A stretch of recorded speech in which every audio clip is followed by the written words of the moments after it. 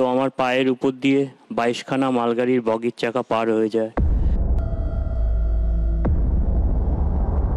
তো তখন থেকেই আমি আমার এই পাটা হারিয়ে ফেলি এবং নতুন করে এই ক্র্যাচ নিয়ে পথ চলা শুরু।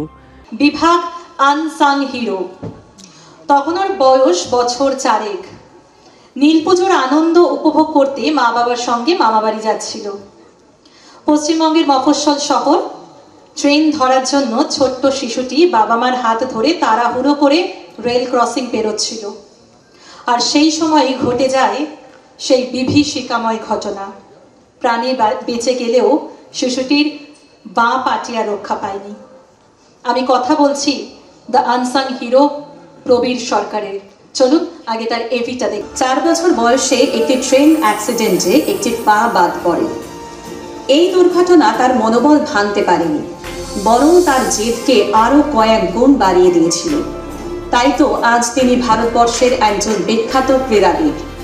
2002 ও 2006 সালে প্যারা এশিয়ান গেমসে সিলভার মেডেল এনে দিয়েছেন বাংলা তথা ভারতবর্ষকে। তার ঝুলিতে রয়েছে 12টি জাতীয় পদক ও 4টি আন্তর্জাতিক পদক। সাউথ কোরিয়া ভূষণ এশিয়ান গেমসে লং জাম্পে দ্বিতীয় স্থানাধিকারী। প্রাক্তন প্রধানমন্ত্রী মাননীয় অটল বিহারী বাজপেয়ীর হাত থেকে তিনি প্রাইম মিনিস্টার অ্যাওয়ার্ড 2003-এ সম্মানিত হন। পশ্চিমবঙ্গের মুখ্যমন্ত্রী মাননীয় শ্রীমতী মমতা বন্দ্যোপাধ্যায়ের হাত থেকে বাংলা গৌরব অ্যাওয়ার্ড 2017 সম্মানে সম্মানিত হন। তিনি একজন বাংলার লড়াকু ব্যক্তিত্ব। 2024 সালে 4th WBR প্রেসিডেন্টের আন্ডারে কাপ এয়ার ওয়েপন শুটিং চ্যাম্পিয়নশিপে স্বর্ণ পদক জয় করেন। বঙ্গপুরুষ 2024-এর মঞ্চে আনসাং হিরো বিভাগে আমরা সম্মানিত করতে চলেছি প্যারা অ্যাথলেট প্রবীর সরকারকে। কঠোর পরিশ্রম, শৃঙ্খলা, একাগ্রতা, নিষ্ঠা ও সাহসের সঙ্গে এগিয়ে চলুক প্রবীর। দেশের মুখ উজ্জ্বল করুক এই সাহসী যুবক। আমরা বঙ্গপুরুষ সম্মান 2024-এর মঞ্চে তাকে সম্মানিত করছি দ্য আনসাং হিরো বিভাগে। একটা জোরে করতালি হয়ে যাক প্রবীরের জন্য।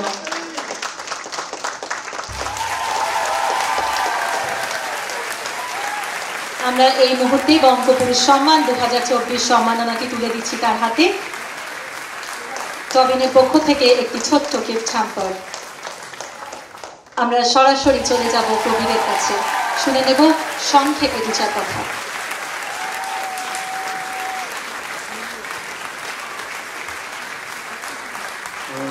সকলকে আমার আন্তরিক শুভেচ্ছা ও অভিনন্দন জানাই। এখানে যারা উপস্থিত আছেন এবং বহু গুণী ব্যক্তিরা ছিলেন যাদের আইকন ভেবে জীবনের লক্ষ্যে আগাতে হয়, সেভাবে আমি আগিয়েছি।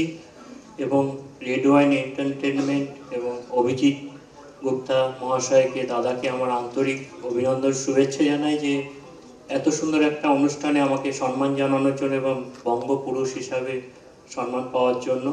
তো আপনারা শুনলেন যে আমি 4 বছর বয়স থেকেই আমার লড়াই সংগ্রাম চালিয়ে যাচ্ছি।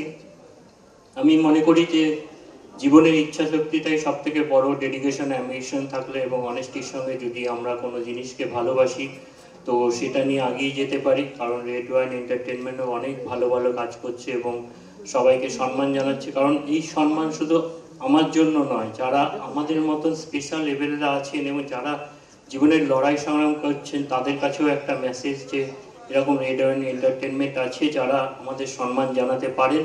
তো হোপফুলি সবাই জীবনের লক্ষ্য নিয়ে এবং আরও যারা চেষ্টা করছে আমাদের মতো প্যারাঅ্যাথলিটসরা, তাদেরকেও আমি অভিনন্দন জানাবো যে আমরা যাতে ভারতবর্ষ তথা পশ্চিমবঙ্গকে আরও মেডেল এনে নিতে পারি। এবং আমি আমার ইভেন্ট চেঞ্জ করেছি, আমি রাইফেল শুটিং করছি এখন। তো হোপফুলি সেখানেও আমি সাকসেস পেতে শুরু করেছি, কারণ আমার প্রেসিডেন্সি কাপ হয়ে গেছে এবং স্টেট মিট হয়ে গেছে, সামনে মিট আছে আরও। তো সেটা থেকেও আমি যাতে ভারতবর্ষ তথা পশ্চিমবঙ্গকে আরও মেডেলে নিতে পারি এবং ভারতবর্ষকে আরও গর্বিত করতে পারি, সেই আশীর্বাদ এবং ভালোবাসা আপনাদের কাছ থেকে চেয়ে নেব। এবং সকলে ভালো থাকবেন, সুস্থ থাকবেন, আমরা করবো জয়। Thank you so much. Thank you so much. Red wine এবং the runnings in association with তৃতীয় পক্ষ তরফ থেকে প্রথমেই স্বাগত এবং অনেক অভিনন্দন জানাচ্ছি আজকের এই সম্মান পাওয়ার জন্য? Thank you so much. কারণ সম্মান পাওয়া মানেই যে জীবনের আরও লক্ষ্য তাগিদটা বেড়ে যাওয়া। কারণ আমি মনে করি যে লড়াই সংগ্রাম যে করছি তার এটা একটা অনুপ্রেরণা যে আমি আরও কিছু করতে পারি বা আরও কিছু করবার যে তাগিদটা আরও বেড়ে যায়। তো হোপফুলি রেড ওয়াইন এন্টারটেনমেন্টকে আমি আন্তরিক শুভেচ্ছা অভিনন্দন জানাই এবং কুর্নিশ জানাই যে আমাকে এই সম্মানিত করবার জন্য বঙ্গপুরুষ সম্মানে। তো জীবনে এখনও অনেক লড়াই সংগ্রাম করা বাকি আছে। তো অনেক ভারতবর্ষ তথা পশ্চিমবঙ্গে মেডেল দিয়ে এনে দেওয়ার জন্য লড়াই সংগ্রাম চালিয়ে যাচ্ছি। আমি ঈশ্বরের কাছে সকলের কাছ থেকে এই ভালোবাসা আশীর্বাদ চেয়ে নিই যাতে আমি আমার নির্দিষ্ট লক্ষ্যে পৌঁছাতে পারি এবং আমার বাংলা তথা ভারতবর্ষকে যাতে আমি গর্বিত করতে পারি। কষ্ট সবাইকেই করতে হয়, কারণ আমি মনে করি যে কষ্ট ছাড়া সাকসেস আসে না। কারণ আমরা লড়াই করে যেই জায়গাটায় পৌঁছাই ওটাই কিন্তু আমাদের ভিত্তি স্ট্যান্ড। তো আশা করি যে আমি আমার যে কাজ বা আমার স্পোর্টস নিয়ে যে এগিয়ে যাওয়া যতদিন পারবো চেষ্টা করব।